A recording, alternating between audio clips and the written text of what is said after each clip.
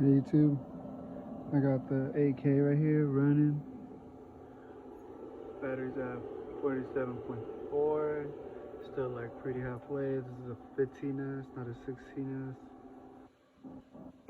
And then have the output fuse.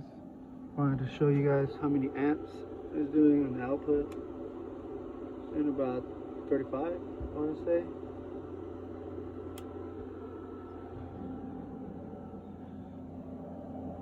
Have it just going. Have no PV input right now. It's just charges on off-peak time. I'm doing about 3 kilowatts. Using about 40, I think it's 47%. Yeah, of the inverter.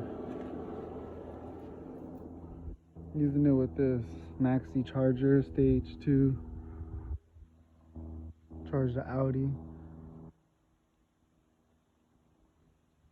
So, we're chugging along.